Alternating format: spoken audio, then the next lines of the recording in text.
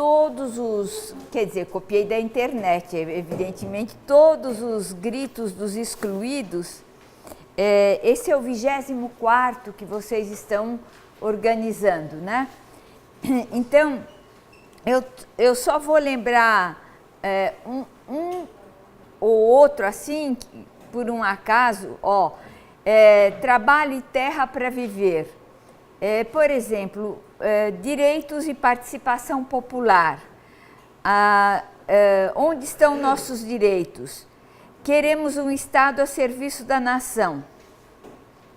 Só esses para vocês perceberem que já faz 24 anos que nós estamos gritando por uma porção de coisas e a grande pergunta é quem nos ouviu, né? Quem nos ouviu. E é justamente a partir daí que eu gostaria de refletir um pouquinho com vocês a questão do grito. Para quem a gente grita? E para quem a gente grita, será que tem condições de ouvir o nosso grito?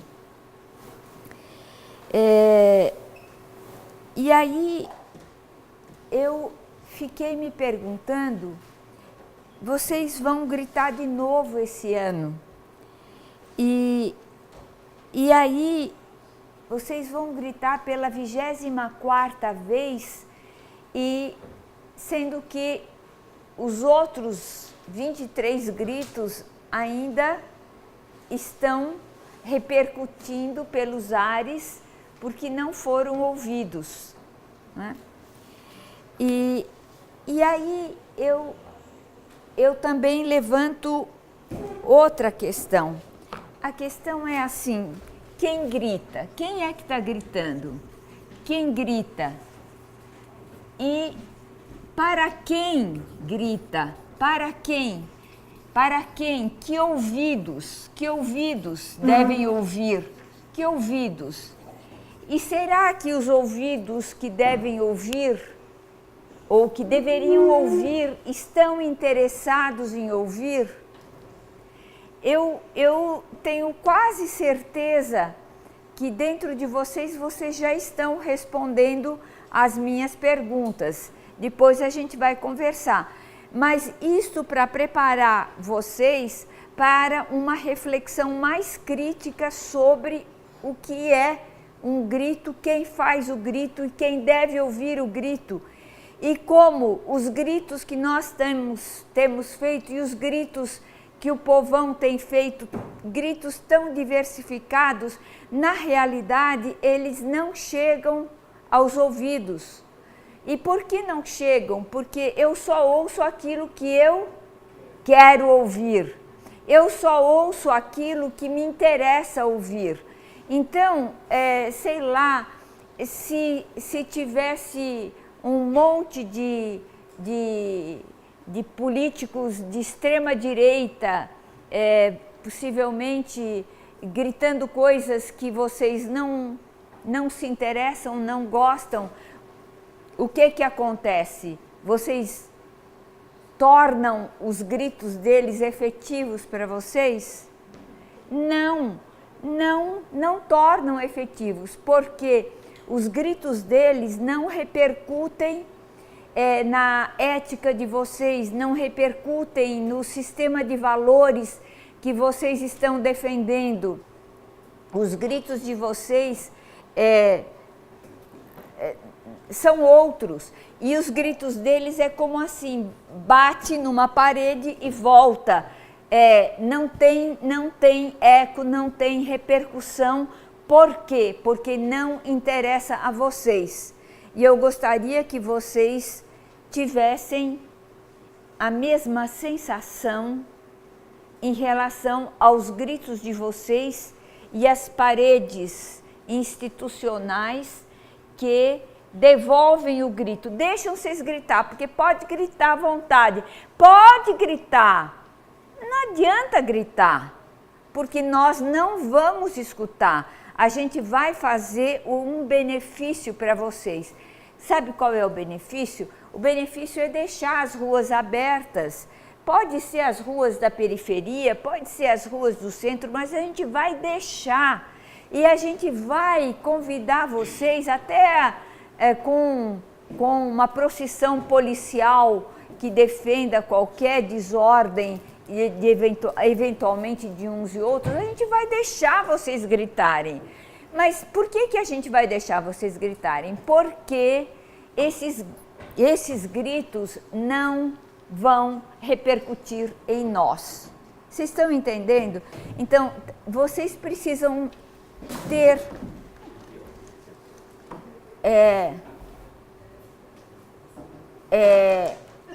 a lucidez, inclusive a lucidez daquilo que vocês mesmos dizem. Queremos respeito à vida da juventude. E daí? Vocês estão entendendo? Talvez seja o momento de refazer um pouco até a forma do grito. Basta de imigração forçada, eu estou lendo. A vida em primeiro lugar, o que quer dizer isso? Vocês estão percebendo que vocês estão também usando palavras de ordem que perderam o seu significado. Perderam o seu significado porque cada um de vocês dá a essa palavra de ordem um significado diferente. Então, por isso que eu fico me perguntando se os gritos, como eles estão sendo feitos, eles têm de fato possibilidade de diminuir o sofrimento. Então, o que a gente grita? A gente grita contra o excessivo sofrimento social. E quando eu falo de sofrimento social, eu estou também incluindo o sofrimento individual de tanta gente jovem, de tanta gente migrante, de tanta gente sem moradia, de tanta gente sem terra, de tanta gente doente, de tanta gente sem escola. Eu quero refletir esses gritos. Então, eles são sofrimentos sociais e são sofrimentos individuais. Mas eles são gritados para quem? É essa a minha pergunta. Se vocês gritam entre vocês, suponhamos, como é que é seu nome? Ana. Suponhamos que a Ana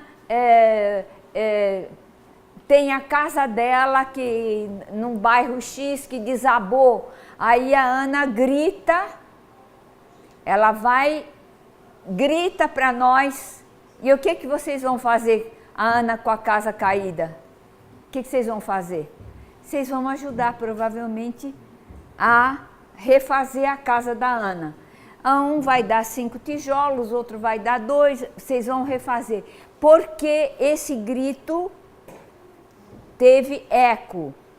Aí vocês veem uma população inteira sem moradia. Aí gritam, faz anos, de repente sai um pacote de 10 casas, outro pacote de 5 e assim vai, mas a maioria da população sem moradia está crescendo. Moradores de rua estão crescendo, não estão diminuindo. Então, mais uma vez, o que eu estou tentando mostrar para vocês é que nós estamos querendo, com os nossos gritos, sensibilizar e transformar quem? Nós estamos querendo sensibilizar e transformar o Estado.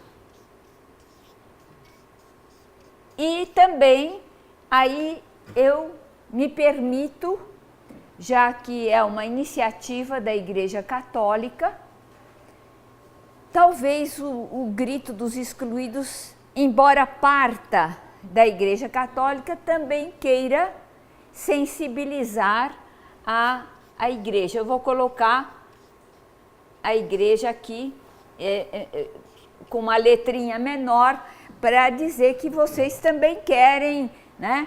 E se a gente olhar bem, né, aqui com toda certeza não tem representantes de todas as dioceses que constituem esse país. Tem, e o grito também não acontece em todas as dioceses. E tem dioceses contra o grito? Tem, muitas. Será que a gente pode dizer que é a maioria? Pode. A maioria das dioceses é contra o grito. Consequentemente, a maioria das dioceses, a gente até poderia dizer que tem uma certa cumplicidade com as políticas do Estado. Então, Estado e igrejas estão em alguns lugares, repito bem, em alguns lugares, em políticas convergentes, vocês estão entendendo? Políticas convergentes, quer dizer, a gente lamenta muito que o Brasil esteja assim, mas não tem o que fazer, é muita gente, são 220 milhões de habitantes, né? E depois não é só a questão do governo, tem a seca do Nordeste, tem as chuvas excessivas em outros lugares, no Sul, né? Tem a desvalorização do real, tem um monte de coisas, um monte de razões, né? Então, eu fico chamando a atenção de vocês para essa leitura que deveria significar para vocês, nesse momento, uma leitura mais crítica da realidade. Uma leitura mais crítica da realidade não significa não gritar, mas significa saber como se deve gritar e a quem devemos gritar. E sabe por que a quem? Porque eu estou absolutamente convencida de que não é mais para este Estado, não é mais para este modelo de democracia que o grito tem que servir. Eu estou convencida também que não é mais para esse modelo hierárquico, clerical, de igreja, que o grito tem que ser dirigido. O grito deve mudar o seu rumo. Agora, o que que nós estamos buscando? Nós estamos buscando, por exemplo, eu ouviria uma fala tranquilamente de vocês dizendo, olha, nós estamos buscando benefícios para mais de 80% da população brasileira que só recebe migalhas do Estado. Eu digo, tudo bem, só que nós estamos gritando há 25 anos, né? Estamos gritando muito mais do que isso, mas só para tomar como referência o grito dos excluídos. Depois, outra coisa, eu queria perguntar para vocês qual tem sido a função real do Estado brasileiro. Eu não estou falando, vocês vão dizer assim, não, com o PT foi diferente. Eu não quero saber agora. Eu quero saber qual tem sido a função fundamental. E me parece que a função fundamental é continuar ainda favorecendo os 30% ou os 20% de cidadãos com C maiúsculo, endinheirados, empresários, donos do agronegócio, multinacionais, tem sido favorecer e mais uma vez, migalhas para mão de obra ou para não mão de obra mais, né? Porque a quantidade, 14 milhões de desempregados que nós sabemos, sem contar os que estão subempregados, a quantidade de gente agora que faz um monte de coisa, mas um monte de coisa que não tem registro, não tem dinheiro certo, um bico aqui, um bico ali, para comer o pão de cada dia ainda sem manteiga, viu? Pão seco, sem margarina. Então, para quem que vocês estão gritando? Depois vocês estão gritando para que igreja? Ou em nome de que igreja? Me desculpem, nós estamos gritando em nome de que igreja? Qual é a igreja que nós estamos gritando? Qual é a noção de igreja que nós temos? E o que nós estamos pedindo para essa igreja? Mais ainda, vocês já pensaram qual é a interpretação do Evangelho que essas igrejas, né? Quando eu estou falando igreja, eu estou falando da Igreja Católica especialmente, porque é ela que lidera o grito. Mas eu poderia falar de outras igrejas. Tem tantas igrejas, o fenômeno, por exemplo, do crescimento das igrejas televisivas, né? E das igrejas de multidão, tem sido assustador. E essas igrejas, então, fazem exatamente isso aqui, ó. Fortalecem o papel de um Estado que fornece migalhas para o povo. As nossas igrejas também estão, e também na Igreja Católica, nossas igrejas, nossos santuários estão se convertendo também em fornecedores de migalhas. Aquele faz a novena de Santo X, de Santa não sei do que, você vai conseguir. O que você vai conseguir? Com certeza, olha, você está doente, você está esperando, faz 3, 4 meses, uma mamografia, você está esperando um exame.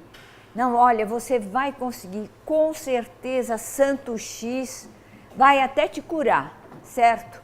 Basta você dar uma contribuição, comprar esse vidrinho de água benta, tomar 5 gotas todas as manhãs, que você nem vai precisar mais de mamografia, nem vai precisar exame de próstata, você já está curado imediatamente. Em nome do Senhor, exatamente, em nome do Senhor. E não é só do Senhor das igrejas universais, em nome do Senhor católico. Por favor, não tiremos a nossa responsabilidade. E a gente alimenta.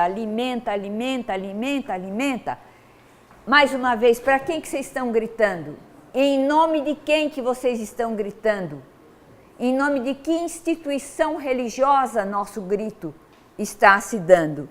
Então, aí eu acho que nós sabemos gritar muito bem. Isso sabemos gritar. Mas nós não conhecemos o significado real dos nossos direitos. Eu tenho certeza que se eu dissesse assim para vocês, basta de imigração forçada, o que você tem como proposta para estancar a migração forçada? O que você tem como proposta? Eu tenho certeza que passaríamos por uma fase de silêncio entre nós, porque não fomos habituadas a refletir sobre o conteúdo dos nossos gritos. Gritar, a gente grita. Você é contra a migração forçada? Claro! Contra a migração forçada. Aí eu digo, peraí, o que você está querendo dizer? Não sabe. A maioria das pessoas que gritam não sabem por que estão gritando. Gritam como um fenômeno de massa. Mas hoje não dá mais. Esse fenômeno de massa tem que ser modificado. Olha, vamos gritar pela juventude. E agora todo mundo já diz a mesma coisa. Preta, pobre, periférica. Todo mundo diz isso. Pode ser o mais branquelo de olhos azuis vai dizer PPP. E por quê? Porque agora virou moda. E eu não posso estar fora da moda. Agora virou moda dizer, não, nós lutamos contra a violência feita às mulheres, sobretudo as mulheres indígenas e as mulheres negras. E ai de você se não falar isso, porque se não falar isso, você está fora das palavras de ordem. É real que a juventude negra é a mais atingida? É real. Mas o problema não está só nisso, e está na estrutura do grito, na estrutura, digamos assim, da história colonial da gente, e também nas atuais políticas que continuam sendo políticas racistas excludentes. Mais uma vez, esse Estado é um Estado inclusivo do ponto de vista racial? Não! A igreja é inclusiva? Não! Basta vocês olharem o número de clero que existe. Essa igreja é inclusiva? Não! Então, em nome de quem vocês estão gritando? Tem que, né? Então, eu gostaria de poder imaginar com vocês que as coisas podiam ser, ou pelo menos começar a ser diferentes. E quando a gente imagina que as coisas podem ser diferentes, a gente está sublinhando uma coisa que eu gosto de dizer, o privilégio humano, um privilégio humano. Porque só nós, seres humanos, que temos essa capacidade de pensar a nossa convivência de uma forma diferente.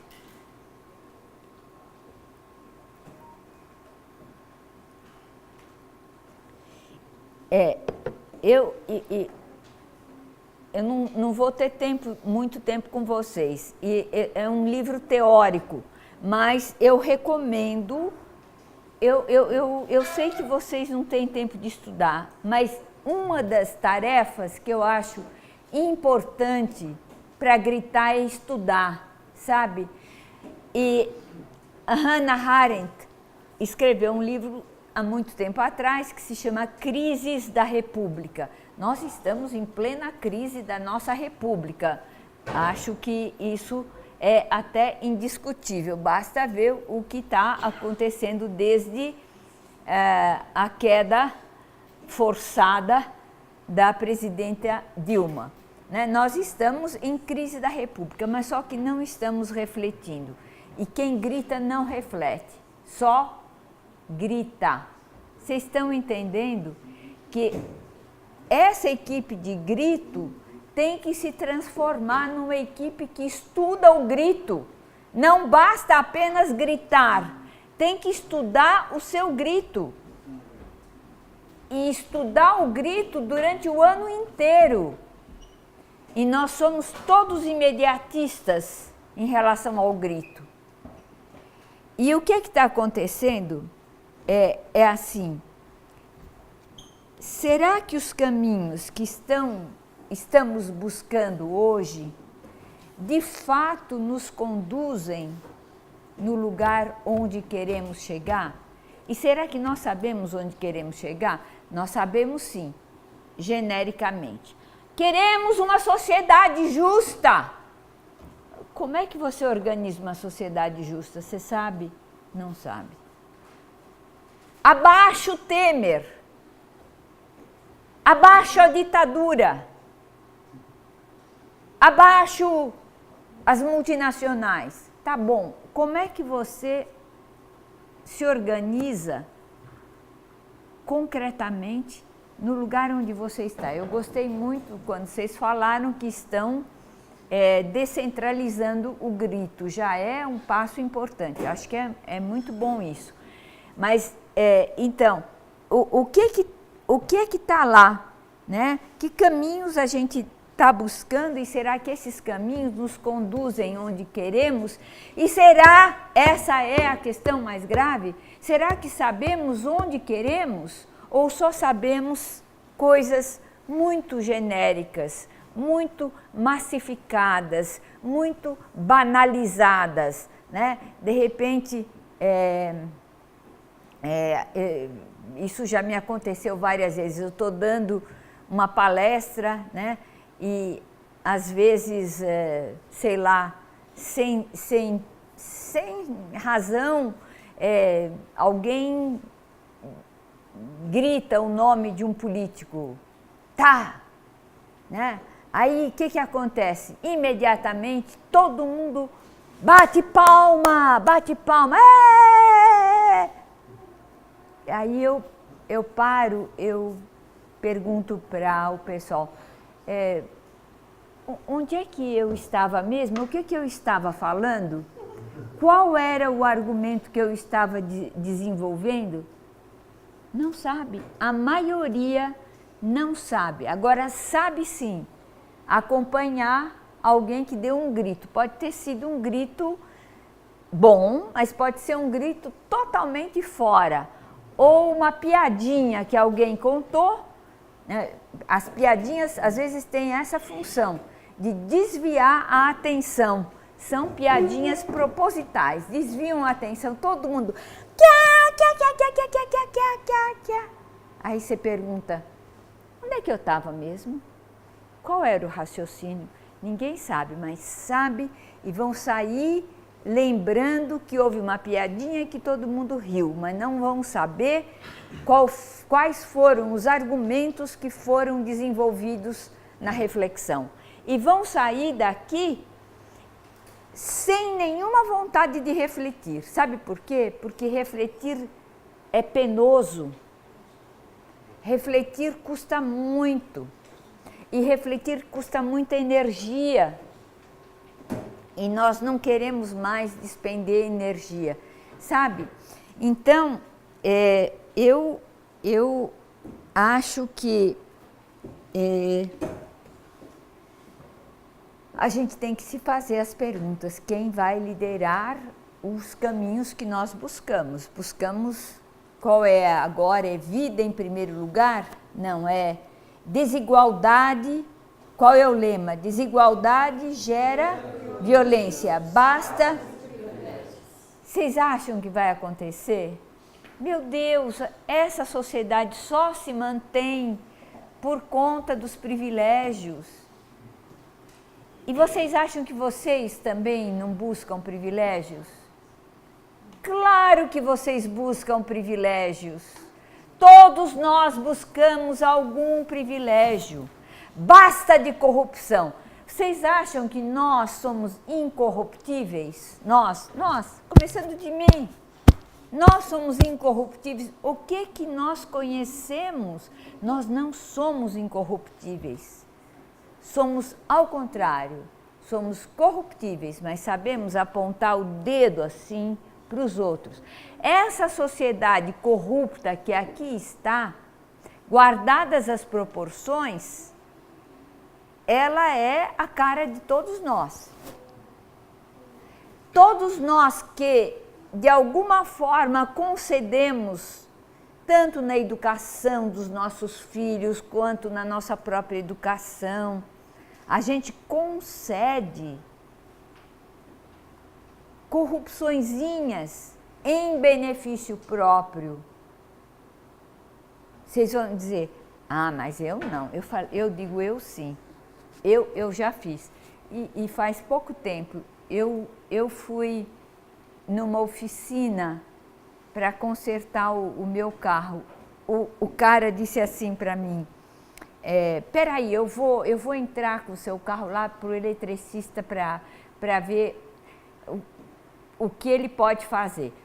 primeiro, para entrar com o carro, eu devia pagar R$150. Eu falei, meu Deus, mas eu não sei nem se eu vou deixar o carro nessa oficina. Ele falou, então deixa. Olha, primeiro ele já me dispensou dos 150, que era...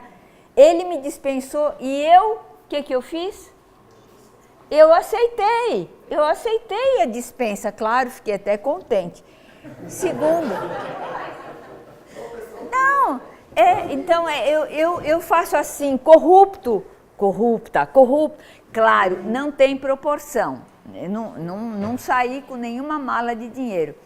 Mas 15 minutos depois ele chegou e ele me disse, olha, lá no sistema de refrigeração é essa pecinha, que inclusive eu já troquei para a senhora. Sabe quanto custa essa pecinha?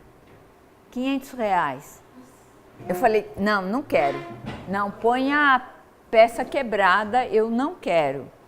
Eu não quero, moço. Eu já não paguei 150 para entrar o carro. Agora 500 eu não vou pagar. Ele falou, não. Vamos fazer uma coisa. A senhora me dê 150 e está tudo resolvido. Baixou. Aí acontece que eu não tinha 150, eu tinha exatamente R$116. Ele disse, tá bom, me dá 116. Possivelmente. Aí eu dei 116. Vocês vejam, eu fiquei livre dos 500, mais 150, 650. Vocês vão dizer assim, Ivone, isso não é corrupção, é um ajeito. Eu falei, não, é corrupção sim, porque provavelmente na empresa alguma peça, se de fato, eu nem sei se aquela peça tinha que ser trocada ou ele pegou uma pecinha, me enrolou, disse que trocou isso. Eu não sei, eu sei que o carro funcionou, mas não tenho certeza se foi, se não foi. Então, eu queria só chamar a atenção de vocês para o sistema que está instaurado no país e que a gente vai entrando como se fosse a nossa cultura. Mas, quando é assim, 500 milhões, né, 200 trilhões, aí sim a gente... não... o meu R$100 é nada, de fato é nada, mas é também. Eu quero chamar a atenção para que é. Quem de nós, se de repente vê que no seu imposto de renda, vai ter que pagar R$500, estou inventando qualquer coisa. Aí vem ela me diz assim, mas eu sou dentista, você quer que eu te dê um recibinho? O que vocês acham que eu faço? Eu quero. Como é que é seu nome? Laísa. Laísa. Laísa me deu, doutora Laísa me deu, não pago. Aí o recibinho, não sei quanto foi, mas me dispensou dos R$500. Né? Aí vocês vão me dizer, mas é porque o Estado é corrupto. Eu digo, é verdade, o Estado é corrupto. Mas eu também sou, né? Eu participo, assim, deste tamanho. Quando eu morava em Recife, em Camaragibe, vocês vejam, ao lado, tem gente de Recife aqui, que saudades, que amo essa terra. Hei de voltar um dia. Vivi 35 anos lá. Então... Você lembra quando eu morava lá? Então, eu me lembro que eu morava lá em Camaragibe e tinha uma senhora que vendia pastel no ponto final do ônibus. Aí, de repente, uma outra resolveu também vender pastel, mas vendia numa outra esquina. Quer dizer, começou a fazer concorrência. Não teve dúvida. O que vocês acham que aconteceu? A mais velha no ponto, quando ela pôde um dia, pôs fogo na barraca da outra, né? Quer dizer, vocês vão dizer, ai, que horror! As empresas só fazem isso, as grandes empresas só fazem isso, uma come a outra, e nos pequenos também a gente reproduz a mesma lógica de passar rasteira uns nos outros, não é verdade? Então, mais uma vez, a minha pergunta é assim, quando a gente fala que nós somos, assim, eu estava dizendo para vocês que eu sugiro o estudo desse texto, esse livrinho é uma maravilha. É complicadinho. E tem um outro cara que eu acho que ajuda, mas quando eu estou dizendo assim, eu não estou dizendo para vocês comprarem e começarem a ler, porque vocês vão se perder, é complicado. Alguém já ouviu falar do Vladimir Safatli? Né? É um filósofo daqui e ele tem esse livro, O Circuito dos Afetos, Corpos Políticos, Desamparo e o Fim do Indivíduo.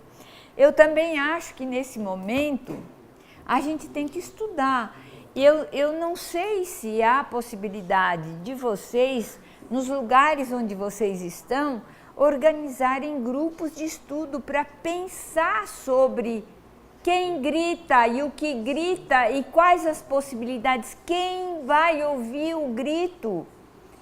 E eu tenho a impressão, pela minha experiência, que os que ouvem os gritos são os mais próximos da gente. Os mais próximos é que ouvem os gritos. Então, talvez a gente precisasse começar alguma coisa nessa linha. Então, se eu pudesse, talvez, fazer uma crítica àquilo que está acontecendo entre nós, nessa crítica eu quero me incluir também, eu não estou fora. E me permitem incluir vocês também. Né? Quer dizer, a gente fala assim, liberdade. Vocês sabem o que é liberdade? Qual é a liberdade que vocês estão querendo? Tudo pela liberdade. Tá bom, o que é tudo pela liberdade? É não ser preso? É poder não ter controle pela internet daquilo que você fala? O que é? Né? Então, eu tenho a impressão que a liberdade se transformou num processo mental para nós, sabe? É um processo em que o capitalismo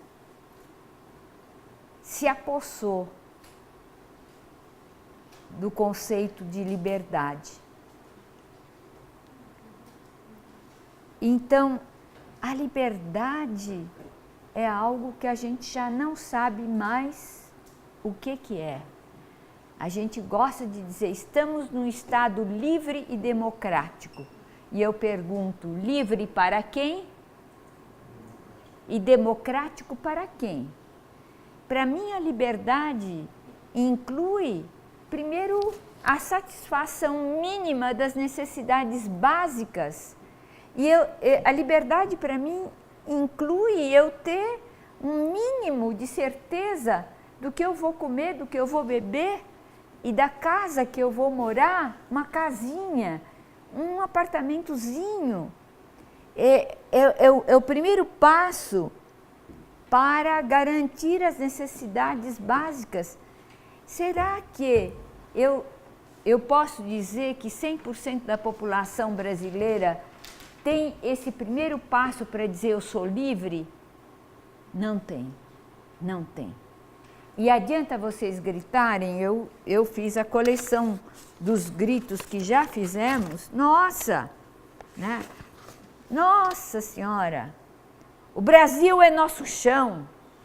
E daí, é verdade, mas direito à participação popular, para quê? O quê? Né? Sistema insuportável, exclui, degrada, mata. Tudo bem, eu também estou de acordo, mas e daí? Né?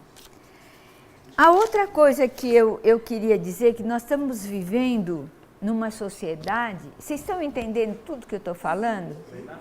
Bom. Então, eu tô querendo dizer para vocês... Eu estou querendo dizer para vocês que um mundo antidemocrático é um mundo que não nos permite entender o que está acontecendo. Isso é o antidemocrático. Vamos dar um exemplo. Vocês, talvez alguns e algumas assistiram pela televisão as sessões do Supremo Tribunal de Justiça, julgando o habeas corpus. Vamos pegar o habeas corpus, como você falou. Vocês entenderam a linguagem que esses homens falam? Nada. Eu não entendi. Ó, eu vou dizer 3 vezes. Quase nada. E olha que eu tenho títulos universitários. Agora, povão assistiu? Não, porque é uma encheção de saco. Excelência, aí faz uma citação em latim. Oh, excelência, mas no livro de aí faz uma citação em inglês ou sei lá. Para quem? Para quem que eles falam? Para eles. Eles falam para eles e provavelmente alguns até não entendem o que o outro fala, mas a gente não, né, releva. Né? Então, essa linguagem hermética é a linguagem do poder. É a linguagem do poder. O direito virou uma linguagem hermética. Eu me lembro, quando eu morava em Pernambuco, eu tenho uma amiga lá, Lucinha, que é advogada. Ela é bem mais velha do que eu. E naquele tempo ela fazia, como advogada, a tradução das leis para os camponeses. Ela militava no Sindicato dos Trabalhadores Rurais, eu me lembro, era lá na rua Gervásio Pires, ela ia atendia o pessoal, mas todo mundo só queria passar com a doutora Lúcia, porque ela explicava assim, ó, meu filho, quando você faz isso significa assim, ó, na linguagem. O nosso direito não fala a linguagem do povo. O povo que vai procurar um advogado não entende nada, tem que chamar alguém para ir. Eu, antes de ontem, recebi um telefonema de uma senhora que está nesse movimento pela moradia, mas pelo que ela me falou, eu tenho a impressão, não tenho nem muita certeza, porque eu preciso até procurar, mas eu tenho a impressão que é uma coisa liderada pelo pelo MDB, né? Agora é MDB. Por que eu estou falando isso? Porque ela me disse que usou uma camiseta com a Marta, aí eu suspeito que seja isso. E aí ela disse... Parece que eu vou ganhar moradia. Eu falei, onde é? Não entendi onde é. Falei, como não entendeu? Ah, porque falaram tanto. E veio um deputado que explicou, mas não entendi nada. Eu falei, querida, da próxima vez, quando vai ser? Ah, vai ser no final de maio. A reunião, eu falei, manda seu filho ir com você. E se seu filho não puder ir, você me chama, quem sabe eu posso ir com você. Você tem que entender onde é que te deram moradia, onde você vai. Ninguém entende, tem que entender. Qual é a lei, o que é para fazer, que papéis tem que levar, tem que entender. Então, o que eu quero dizer, o direito ninguém entende. Agora eu quero dizer a vocês, a economia vocês entendem? Vocês entendem quando o ex-ministro Meirelles fala? O povo não entende. Mais uma vez, para quem os especialistas de economia falam? Para eles mesmos. Desculpem, eu vou dar um pulo. Vocês acham para quem que a teologia fala?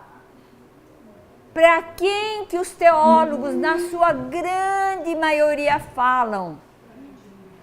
Para quem que as pregações sobre o amor de Deus, a transcendência, a transfiguração, a trindade, a perspectiva trinitária, a não sei o que, não sei o que. Gente, o povo entende?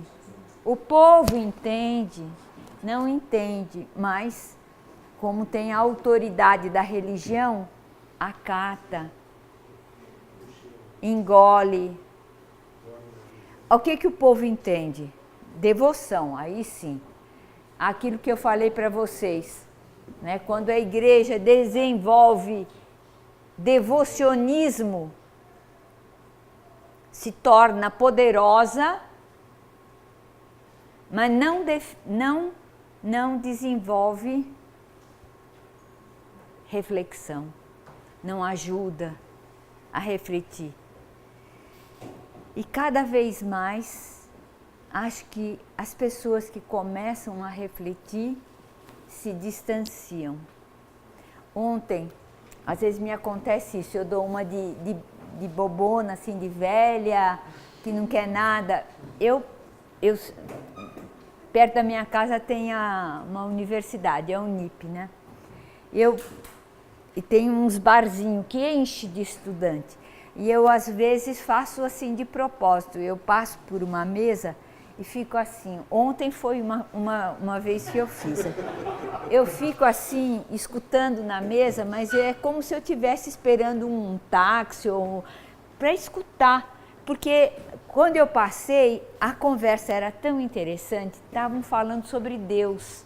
Eu falei, nossa, deve ser muito interessante. E eu fiquei lá, escutando. Aqueles meninos, tinham 6 rapazes. Eu disse, meu Deus, eu dava um diploma de teólogos para eles. Excelente a conversa deles, nada a ver com as pregações das igrejas, mas assim, a consistência do respeito, a vida, a natureza. Quem é que entende? Olha, você já... Não é Deus. Deus é a vida, então. Aí eu escutava, eu fiquei acho que 5 minutos só, e falei, não, agora também vou, né? E outras vezes eu faço em outros lugares, eu paro assim, eu fico escutando, porque é muito interessante as políticas, as conversas que saem por aí, né? Então, também a teologia tem uma linguagem hermética. E é uma linguagem hermética que significa apenas alguns iniciados podem ter acesso. E quando nós, no caso eu, teólogas feministas, que queremos abrir isso e falar numa linguagem um pouco mais simples, dizem assim, isso não é teologicamente científico. E eu digo, e a teologia é ciência exata, por acaso? Né? É uma proposta de sentido, mas não é ciência exata. Né? Então, só para dizer para vocês, mais uma vez, que nós estamos num mundo onde os doutos, os entendidos falam uma linguagem que não é para nós, então é para eles que nós vamos pedir justiça, direito para todos, é para eles? Não. Então, eu tenho a impressão que esses doutos manipulam os dados, manipulam a realidade, manipulam as leis e se tornam Eles acham que eles são donos da verdade, mas na realidade eles se tornam donos da mentira, porque a mentira é isso, é a capacidade de enganação, até científica, né, dos outros, como nós enganamos e como nós dissimulamos, né? Então, nós estamos assistindo a um processo de mentira deliberada dos poderosos. Mentem entre eles e para nós.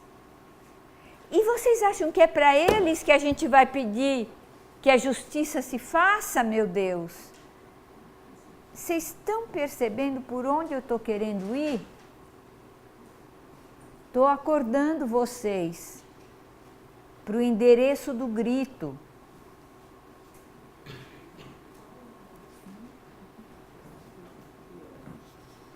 Eu acho que nós todas e nós todos temos dificuldade de enfrentar a realidade atual do nosso corpo despedaçado. Aí a gente vai ter mais um grito para dizer que o nosso corpo não está despedaçado. E eu queria dizer assim, não estou dizendo aceitar, prestem atenção, estou falando acolher o fato de que nesse momento o nosso corpo sim está despedaçado. E se o nosso corpo está despedaçado, é muito difícil a construção da unidade. Vocês já repararam como é difícil a gente aqui no meio, eu não sei, depois vocês rebatem se não é verdade. Como é difícil, todo mundo aqui é do grito, mas cada um está gritando de um jeito, defendendo o seu jeito, né? Vocês peguem, por exemplo, os partidos de esquerda. Dentro de um partido de esquerda, tem várias esquerdas. Vocês estão entendendo? Está tudo despedaçado, tá fragmentado em muitas esquerdas. Então, a esquerda A, a esquerda B, e depois tem a extrema esquerda da esquerda. E tudo isso é esquerda. Tudo isso é esquerda. Então, vocês estão entendendo? Vocês pegam qualquer partido, não vou falar nomes porque eu quero ter uma certa distância para mostrar para vocês. Então, pega um partido X. Nesse partido X, vou falar agora da esquerda, tem o X com tendência A, tem o X com tendência B, tem o X também com tendência B', e tem o X com tendência C, com tendência Z, com tendência D, várias tendências. E aí até a gente se juntar é muito complicado. E aí, de repente, ganha a tendência B', entendeu? Porque talvez foi um pouco majoritária. Aí a gente chama assim, democraticamente, o partido disse que B' vai ser a nossa palavra de ordem. Vocês pegam a direita, é o mesmo problema. Tem a direita mais liberal, tem a direita mais centralista, tem a direita que é mais... mais à esquerda, tem o centro-direita, tem o centro-esquerda, tem a radical, né? Bolsonariana, tem tudo que vocês quiserem, vocês encontram também na direita. Então, nós estamos com o nosso corpo social sofrendo uma fragmentação terrível. E aquela palavra que eu disse que nós estamos assim com muita dificuldade de aceitar o nosso corpo meio despedaçado. E eu acho que a mesma coisa está nas igrejas. A mesma coisa se reproduz na Igreja Católica. Agora todo mundo quer dizer assim, não, com o Papa Francisco juntou tudo. Meu olho, não juntou nada. Hã? Não chega na base. Não, de forma nenhuma.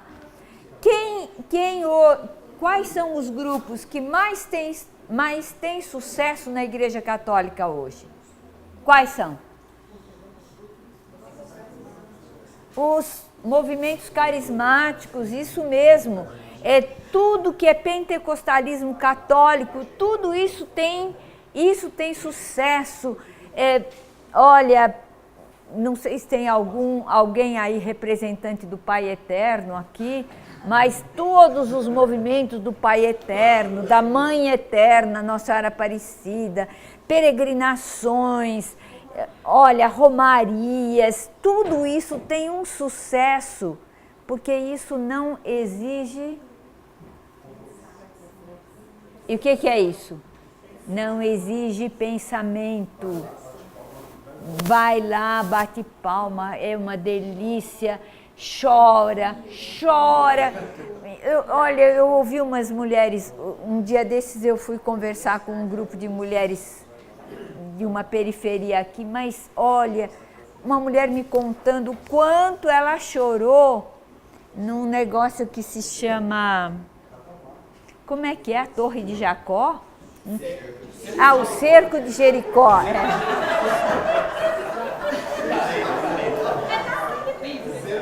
Olha, no meu tempo já não existia mais, voltou tudo, o Cerco de Jericó. E ela me disse, mas é lindo, eu chorei tanto, acho que foi bênção divina. Eu falei, bênção divina o quê? Eu chorar. Falei, então tá bom. Quer dizer, eu quero dizer para vocês que isso hoje tem sucesso. Então, quando vocês falam de igreja, que vocês estão gritando em nome da igreja, eu quero saber qual é a igreja que vocês estão gritando. Não é a igreja do Cerco de Jericó. Não sei. Qual é? Então, sabe o que vocês representam? Nem 1%, viu? Vocês não representam. Eu estou falando vocês porque eu não tô. Eu já gritei, no meu tempo de Recife já fui do grito dos excluídos, mas aqui em São Paulo não tenho nenhum grito com o grito dos excluídos, não tenho estado, né? Então, isso tudo me leva a fazer... a convidar vocês a refletirem sobre as suas esperanças, sobre os seus medos, sobre as suas tristezas, né?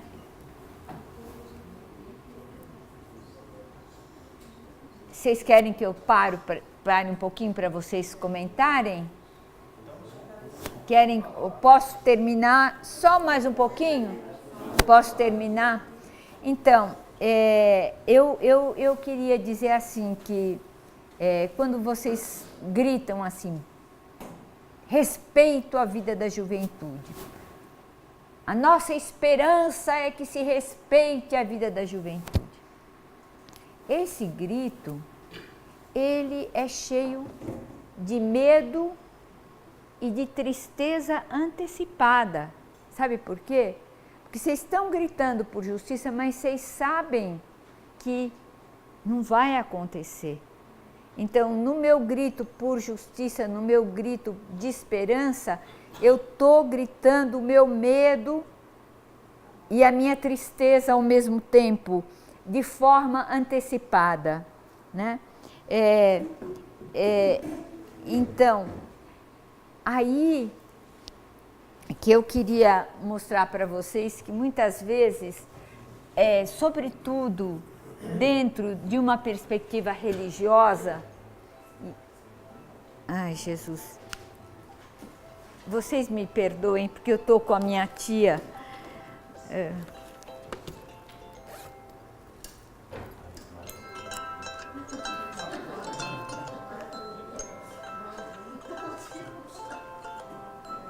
Não é ela, tem que recusar. Como é que eu faço, meu Deus?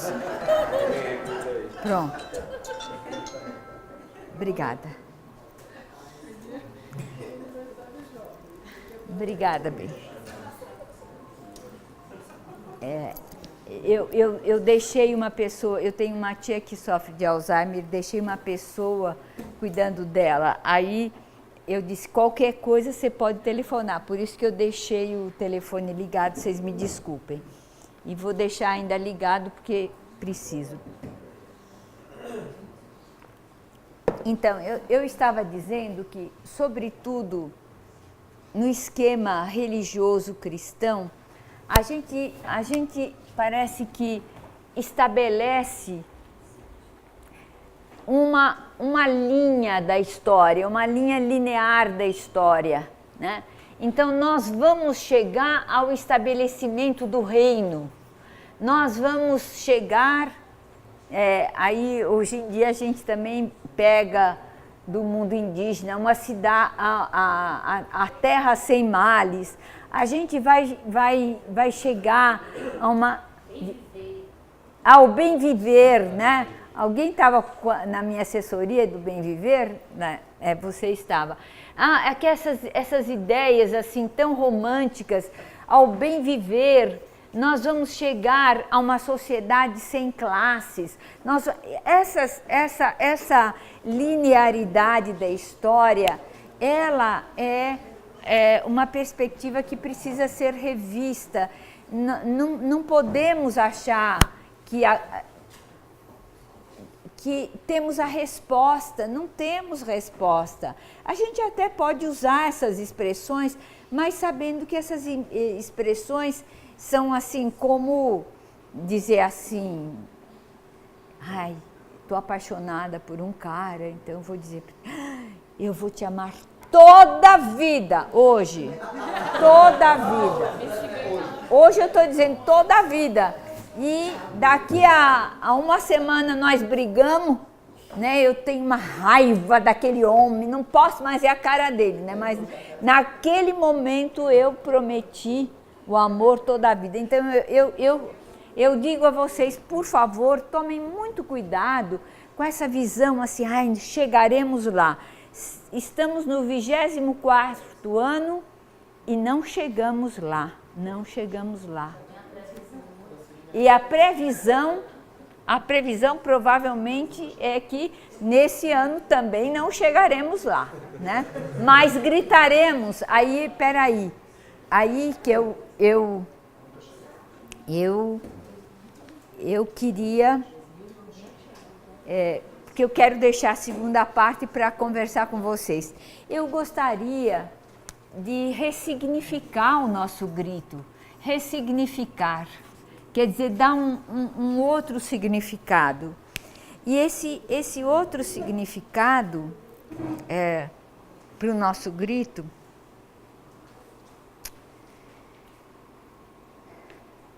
a primeira coisa que... Ah, que pena. Não, tudo bem, vocês estão acompanhando. Então, como é que eu vou... Depois, vocês têm como apagar? Vocês têm como apagar? Não, agora não, agora não. Agora não. Não, olha, ressignificar o nosso grito, a primeira coisa que eu gostaria de propor a vocês, e a expressão não é minha, já estou dizendo, é do Vladimir Safatli, é desse livro Circuito dos Afetos. Eu acho que a gente tem que recuperar,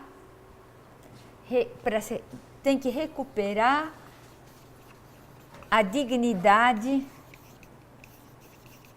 da contingência. Deixa eu explicar, isso é uma palavra difícil, mas dá para explicar. Contingência. O que é a contingência? A contingência é assim, é tudo que me acontece na vida e que vai mudando a minha vida. Por exemplo, eu fiquei doente, mudou minha vida, isso é uma contingência. Eu estava casada, e muito bem casada, e de repente meu marido foi viajar e se apaixonou por outra, é uma contingência, Eu tinha um emprego e perdi, a vida é cheia de contingências, né? O leite que eu tinha comprado ontem coalhou, né? A carne que eu comprei, vocês estão vendo, é uma variedade de... A vida é isso. Só que no discurso no grande discurso da esquerda e também, na maioria das vezes, nos discursos religiosos, essas contingências, elas são lançadas para um futuro que tudo vai ser bom. Então, diz o Vladimir, interpretado por mim, que a gente deveria talvez sair de algumas determinações religiosas, políticas também, né, que predeterminam planos, visões, que de certa forma não respeitam a contingência da vida, não respeitam a mutação da vida, a mutação das coisas. E a mutação das coisas, a contingência da vida, deve modificar aonde a gente visa. Então, aí é muito interessante que nessa linha eu gostaria de sublinhar, não é isso que o Sartre faz, mas eu estou fazendo como teóloga, eu acho que os monoteísmos, no caso o monoteísmo cristão, ter um só Deus, né, tem que ser revisado, porque eles estão, de fato, favorecendo muitas ideologias políticas nefastas à vida. Como se Deus é que controlasse tudo. Mas quem é o Deus que controla tudo? Que visão nós temos desse controle de tudo? Não é a contingência que tem controlado a vida da gente? Vocês estão entendendo? Eu previ comprar uma terrinha. Não consegui. Eu queria tanto ficar boa desse problema de saúde que eu tenho, mas não consegui. Contingência. Eu queria tanto ter podido estudar medicina, mas não deu. A contingência. Aí eu plantei feijão, esperando que a chuva ia chegar. Não chegou. Vocês estão entendendo o respeito à contingência da vida e as soluções que precisam ser dadas para a contingência da vida e de tal forma valorizá-la.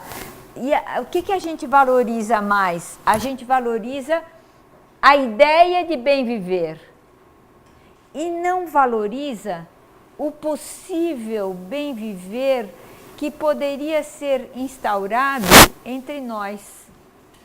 Sabe que poderíamos instaurar várias coisinhas, por exemplo, na cidade. Tem tantas coisas que a gente poderia instaurar para melhorar a nossa vida. mas a gente tem a ideologia lá adiante, tanto a política quanto a religiosa. Então, aí vem a pergunta: que fazer?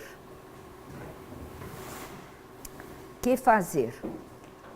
Então, quando eu falei para vocês de ressignificar, ressignificar não é se resignar, né? Não é resignar. Ressignificar é dar um significado diferente. E esse significado, eu vou me adiantar, porque a gente já vai parar pro cafezinho.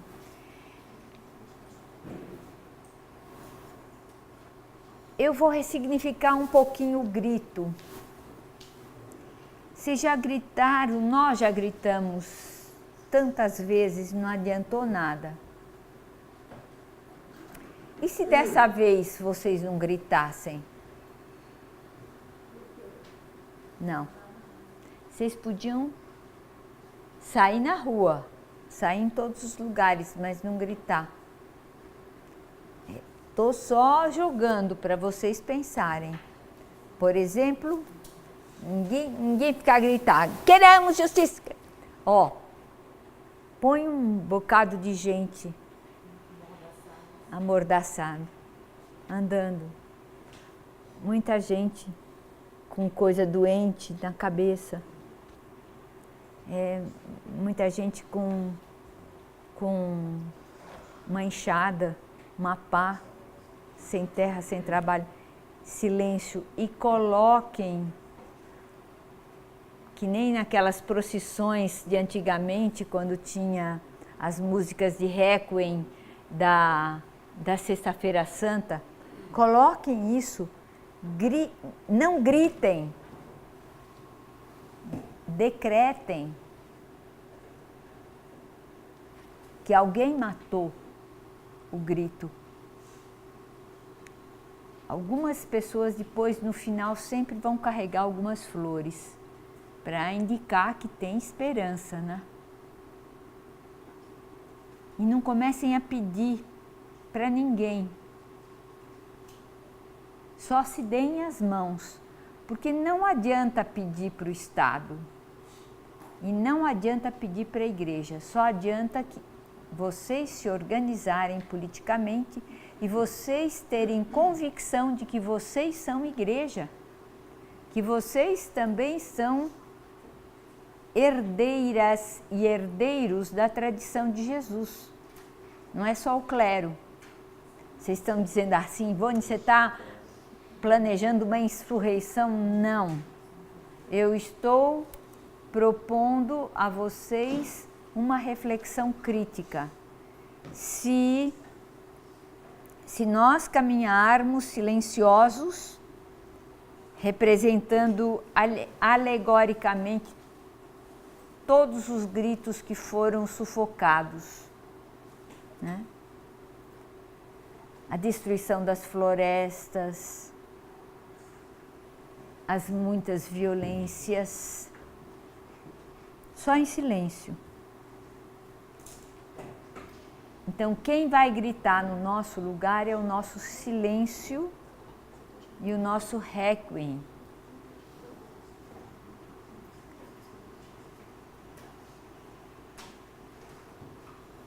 Mostrar também que dentro da igreja também não fomos ouvidos. Alguém tem que expressar isso de alguma forma. E então, no silêncio, o grito ecoa e propõe depois um outro tipo de organização social e eclesial. Sabemos qual é? Não sabemos. Temos certeza para onde vamos? Não temos. Mas viver significa continuar vivendo. E vivendo da melhor maneira. Viver significa ouvir as dores uns dos outros.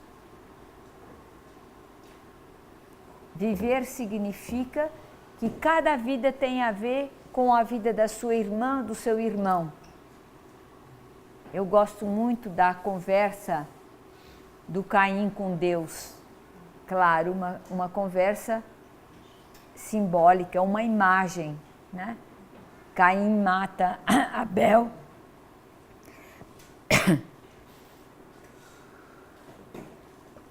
Aí Deus pergunta para ele: o que é que você fez do seu irmão? Ele disse: por acaso eu tenho que ver alguma coisa com a vida do meu irmão? E é isso que eu quero que seja o final. Todos temos a ver com a vida uns dos outros. Então, a nossa organização, a nossa resposta virá de nós. Nós que somos a maioria. Nós que não estamos pedindo a eles, porque eles vão nos enganar, não farão por nós. Eu sei que isso que eu estou dizendo tem um monte de problemas, viu? Vocês vão dizer assim: Vânia, você não está vendo tal problema. Não estou vendo, eu estou vendo que é muito complicado. Mas é assim, Sabe quando a gente está com um novelo de linha na mão e a gente tenta achar o começo? A gente às vezes não acha. Então o que a gente faz? A gente corta um pedacinho e vai puxando, né? Aí vocês vão dizer assim: mas é perigoso, cortou aqui. Eu falei: pois é, cortei aqui sabendo que não é o corte que eu devia fazer, mas eu não tenho outro corte. Para poder puxar o novelo, eu estou fazendo um corte errado. Eu estou fazendo uma análise corretíssima? Não. Eu estou fazendo uma análise meio dentro do que eu estou enxergando e do muito que eu não estou enxergando, né? Então, eu estou propondo de imediato para vocês, primeiro, que vocês desconstruam um pouco essas linguagens muito absolutistas que se usa, né? E isso que vocês façam localmente. Liberdade, mas o que é? O que é para mim? Fala. Se eu não sei, eu vou ler. Vamos ler. Vamos aprender. Vamos perguntar até para o senhor Dr. Google, né, que dá muita informação, né? Vamos conversar. Então, desconstruir no sentido de assumir o significado das coisas para nós, né? O que é justiça? O que é direito? O que é ética hoje? Né? Então, uma segunda proposta é que o grito tem que ser também um estudo. Vocês têm que se organizar localmente para estudar política, estudar teologia, estudar poder, não poder, para gritar com autoridade. E o último ponto é o imediato do grito agora, que eu não estou propondo, estou convidando vocês a pensarem em alguma forma que possa resgatar os 24 silêncios que vocês, os 23 que já tivemos, sem resposta, e com isso nos fortalecermos de mãos dadas para alguma coisa que vai ter que nascer, Então, nesse sentido, eu termino essa parte dizendo que há alguma coisa de positivo na crise atual. Sim. Qual é o positivo da crise atual? É que ela está nos convocando a sermos artesãs e artesãos, conhecendo a qualidade dos fios, do material, da técnica, de um jeito diferente.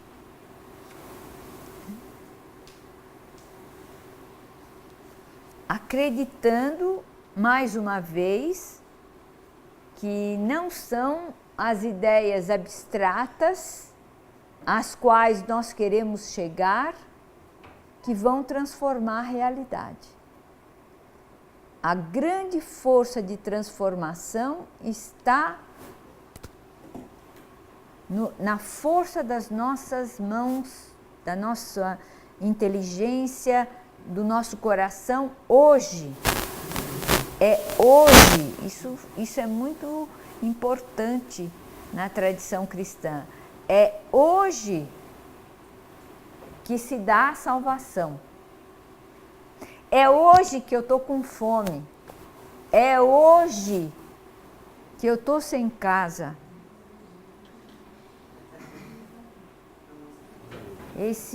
Esse hoje tem que ser um hoje levado a sério. Assim, vocês estão preocupados com fazer a unidade, não é verdade? Como é que a gente vai fazer a unidade numa diversidade tão grande? Então, eu acho que só o fato de vocês fazerem essa pergunta já indica que hoje em dia, a unidade a partir de um chapéu único chamado Igreja Católica Romana já não se sustenta, né? Porque esse chapéu Igreja Católica Romana, que antes cobria muita gente e talvez até cobrisse muito bem, né?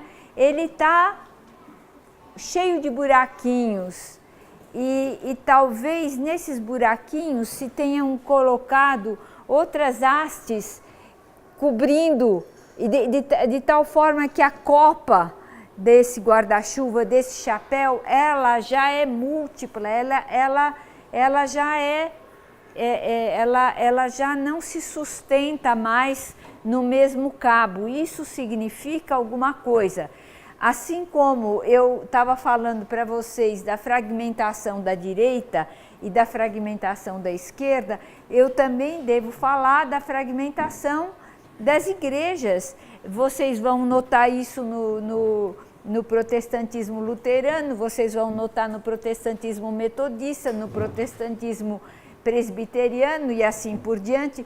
Vocês vão notar na Igreja Universal do Reino de Deus que dela já saíram outras igrejas. Então nós estamos, e dentro do catolicismo também existe uma fragmentação bastante grande. Então, acho que o primeiro passo é admitir que aqui também estamos fragmentados. E talvez a consciência de estarmos fragmentados seja o primeiro passo para tentar alguns pontos de convergência. Eu digo alguns pontos. Vocês vão conseguir ter um guarda-chuva novo em folha, que todo mundo se sentisse bem e abrigado? Não. Olha, o primeiro sinal de que isso não é possível, porque cada um de nós não está bem consigo mesmo. Vocês estão bem com vocês? A gente não está bem. E por que a gente não está bem? Porque a gente não tem mais clareza em relação aos caminhos, em relação às coisas. Agora me permitam dizer que tem um ponto que eu acho que poderia ser um foco, não de fazer unidade, mas de criar algumas mãos dadas, né? E eu diria assim, esse ponto central eu tiro do Evangelho. Qual é a expressão que, digamos assim, é indiscutível na tradição de Jesus? O que me parece indiscutível é amar ao outro como a si mesmo.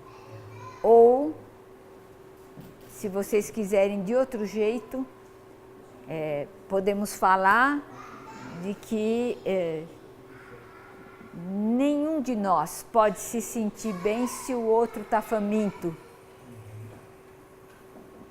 Então essa dor de um deve ser a dor de todos. Então todos nós estamos sentindo a dor dessa fragmentação? Estamos. Tem solução?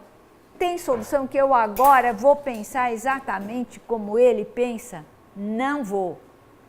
E por que não vou? Porque estamos num caldo cultural profundamente individualista. E aí, quando ele fala do telefone, o telefone é também um meio que tem, o celular, que tem alguns pontos positivos, mas tem muitos pontos negativos. Quer dizer, tem o positivo que você pode se articular, mas chega uma hora que você não aguenta mais ficar articulado, porque é uma avalanche de informações.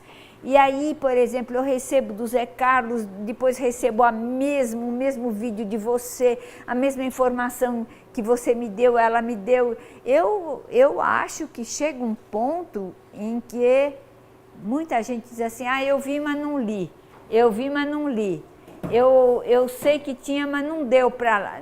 Não dá, minha gente. Então tem que ter isso aqui. Será que isso vai fazer a unidade? Não faz. Sabe a unidade o que faz? É isso aqui, ó. Nós estamos conversando, ó. Nós somos diferentes, mas tá vendo a Dona Maria lá? A Dona Maria acabou de perder a casa dela porque ela não pôde pagar aluguel. O que a gente vai fazer?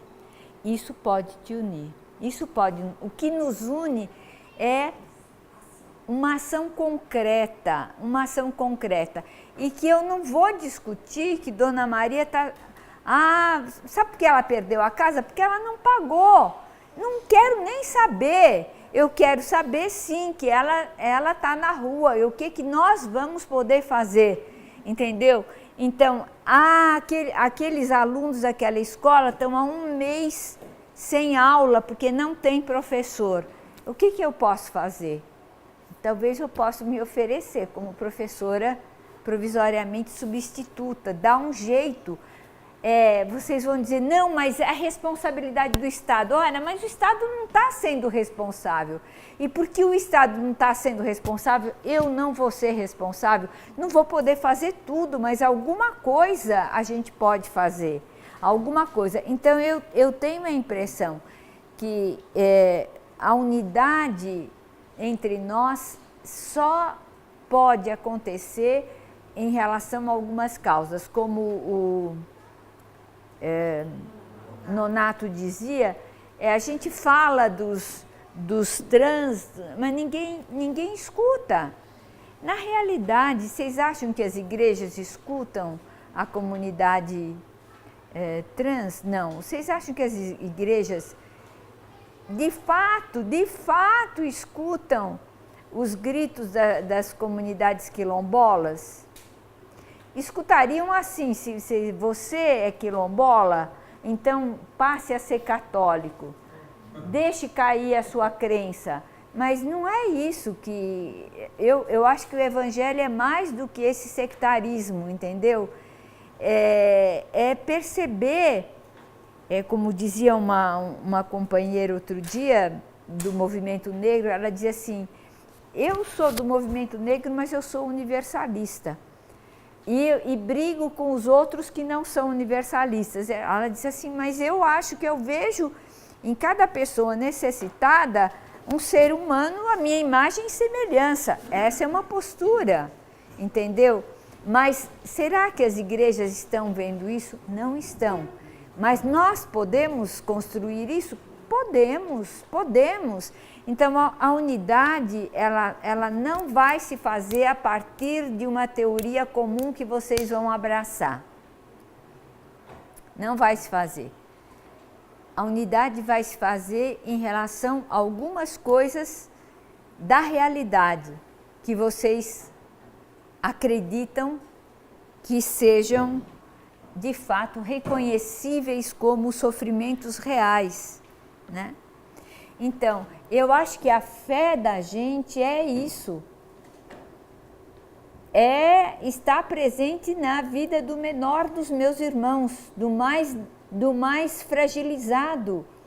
É pensar a vida não a partir de uma teoria religiosa, não a partir de uma teoria política.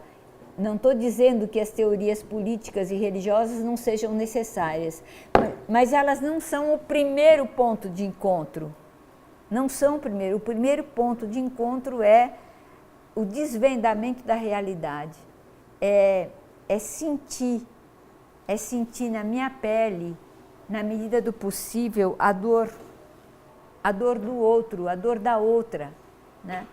Eu estou falando coisas absolutamente, eu estou adivinhando que é a mesma pessoa, mas não vou.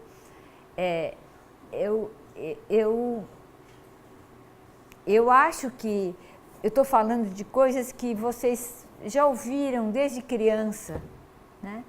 Mas que a gente talvez perdeu a dignidade, como diria o Safatli, das contingências, das coisas.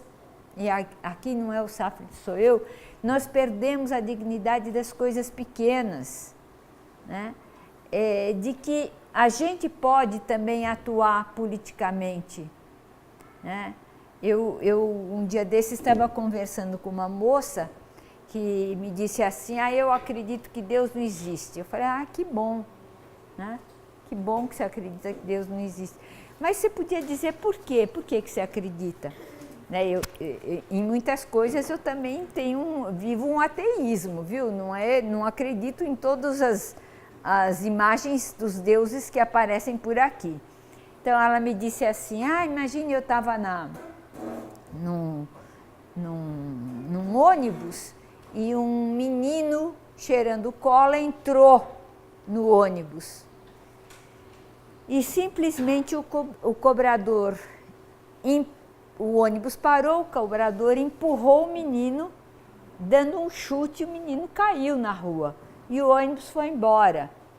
E se Deus existisse, ele teria feito alguma coisa pelo menino, né? Aí eu disse assim para ela, mas e no ônibus, o que fizeram? Ninguém ligou. Eu falei, e você? Ela falou assim, eu também fiquei quieta. Eu falei, então, minha filha, Deus atua, Deus o que é? Quem é Deus? Deus é essa força que me atrai em relação àquilo que é feito ao meu irmão, à minha irmã, ao meu semelhante. É a raiva que me dá. Deus é a raiva que me dá diante da injustiça e que me move a dizer que a vida em sociedade é a vida em coletividade, né? Nós não somos indivíduos sozinhos. Nós precisamos uns dos outros. Nós precisamos do ar, do sol, das plantas, das águas. Tudo é nosso corpo e nós somos corpo de tudo. Só que nós nos separamos, nós nos fragmentamos, né? Então, com isso, eu também respondo as várias perguntas. Eu quero dizer, o primeiro passo da unidade é aceitar a fragmentação que estamos. Primeira coisa, estamos unidos porque pensamos diferente. Estamos unidos porque já não sabemos mais o que é ter um guarda-chuva comum diante de uma chuva de pedras, né? Não sabemos. Então, isso já é um ponto. E depois a gente pode dizer, quem sabe, não é melhor, aí eu estou puxando a sardinha para a minha brasa, quem sabe não é melhor a gente se manifestar de um outro jeito e nos prepararmos, refletindo, estudando, tomando consciência, conversando.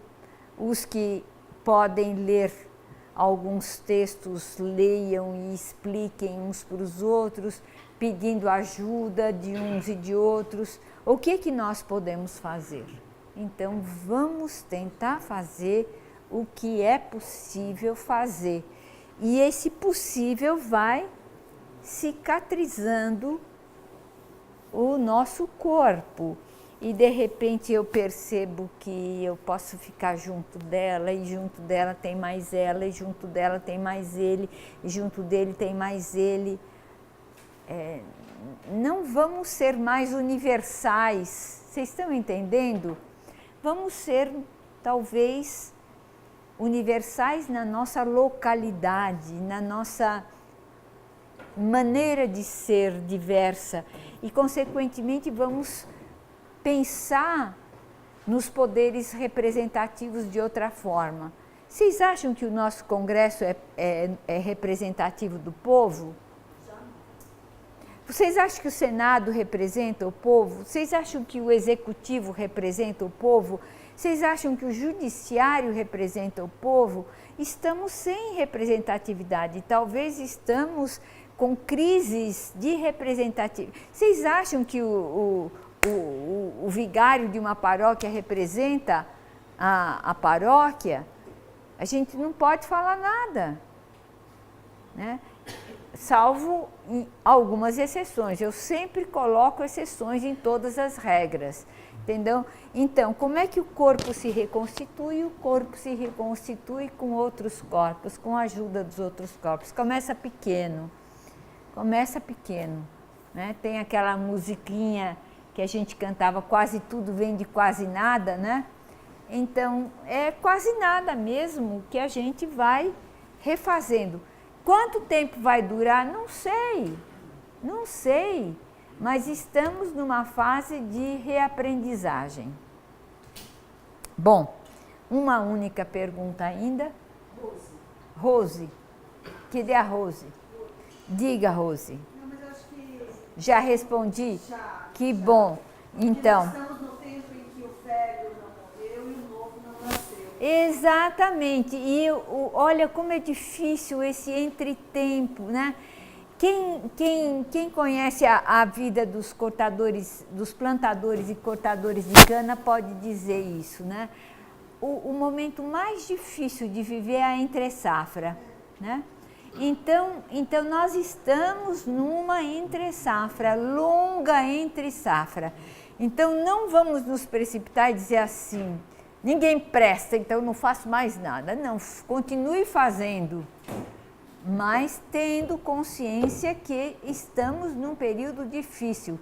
Quem é que sabe? Ainda mais a dificuldade do nosso tempo é que as coisas acontecem localmente, mas muitas coisas são decididas em outros lugares, com outros poderes. Vocês acham que os Estados Unidos, a Europa, estão vivendo numa situação maravilhosa? Não estão. Está todo mundo se perguntando para onde vamos, né?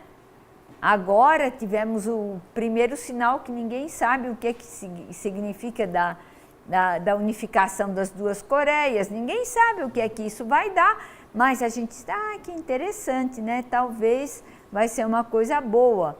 Né? Não sabemos. olha, nunca vivemos num período em que a expressão não sabemos estivesse tão forte nas nossas bocas. Não sabemos, não temos nenhuma certeza. A única certeza que temos é a incerteza, né? É que estamos... Então, dá para desesperar? Não dá. Isso nos unifica. Porque não tem ninguém que... Outro dia eu fui convidada num grupo de jovens de uma cidade do interior daqui de São Paulo.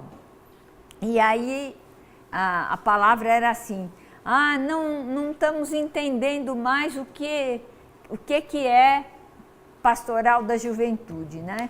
Não estamos mais entendendo o que é pastoral da juventude. Aí conversamos e saímos assim: não sabemos o que é pastoral da juventude, mas sabemos sim que tem um grupo de jovens que não tem o suficiente nem para comer, e estão na pastoral da juventude. Tem jovens que estão com muita dificuldade na escola. E eu falei, e dá para organizar alguma coisa para vocês se ajudarem? Dá. Então, pronto, já é um primeiro passo, dá, né? Se você pode dividir a tua merenda com alguém, já é um passo.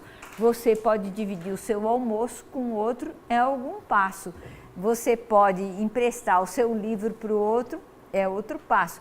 Eu estou dizendo isso que nós estamos em tempo de guerra. E em tempo de guerra, a gente não vê o final da guerra. Todo mundo anuncia, mas não estamos vendo.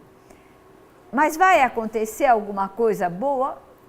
Com certeza.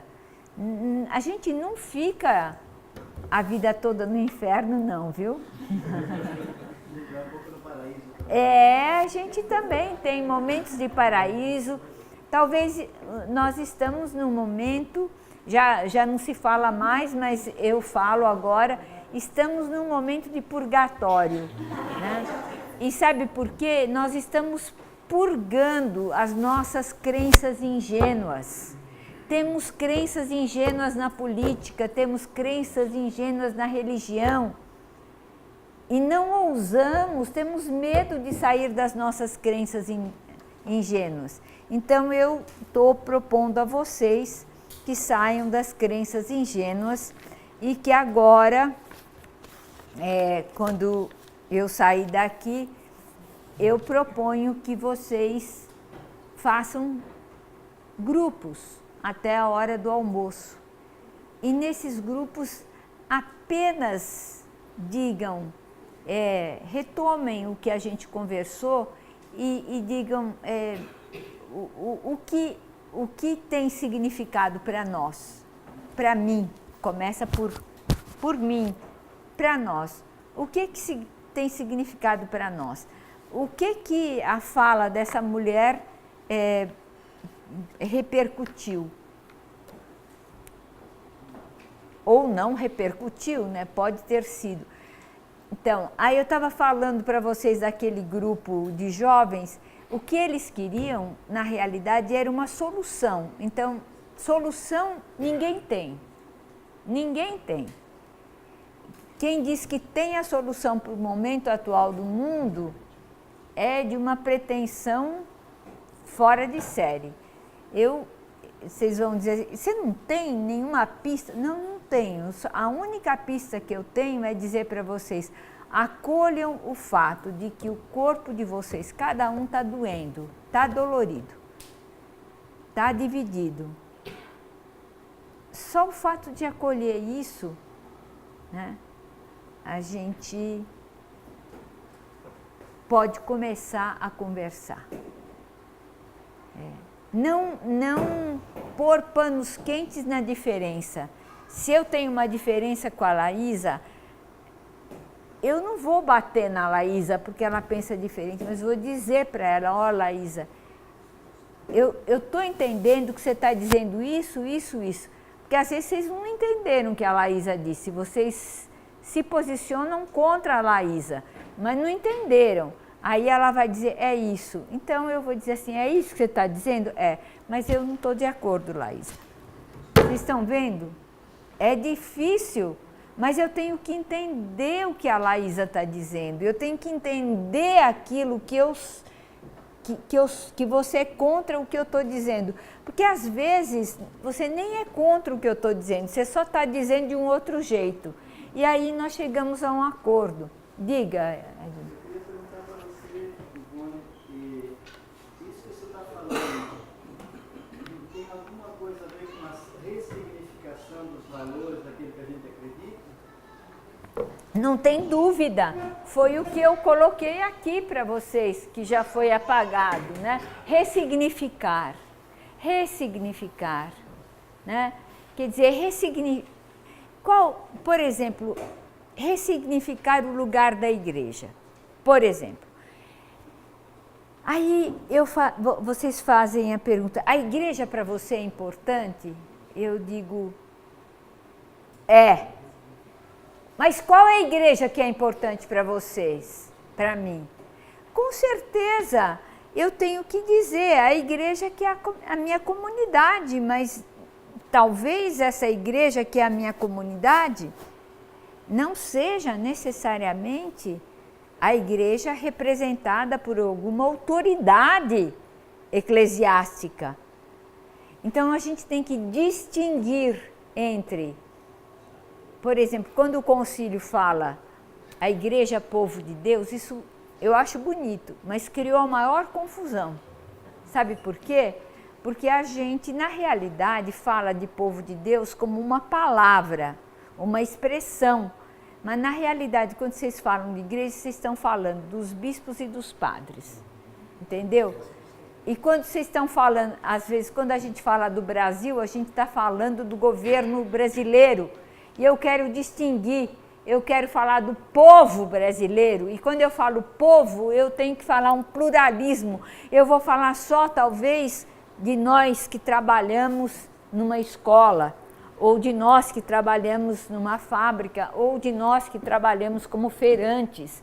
Então, dentro da palavra povo tem uma diversidade. Dentro de uma palavra igreja, existe também uma diversidade de significados. Então, onde é que eu me encontro com vocês? Onde é que nós nos encontramos? Né? E, sobretudo, vocês que são mandatários, né? Vocês têm o mando de uma autoridade que se chama CNBB. Então, como é que vocês lidam com isso? Tem que saber, né? Então, ressignificar é dar um significado para hoje, atualizado, né? Sair das palavras de ordem. Abaixo a ditadura, tá bom, mas como que é? De que ditadura? Como é que eu posso fazer? O que é que tem por baixo desse grito de abaixo? Vocês estão entendendo? Então, boa sorte para vocês. Tive muito prazer de estar aqui e um beijo a cada um e cada uma. Pronto.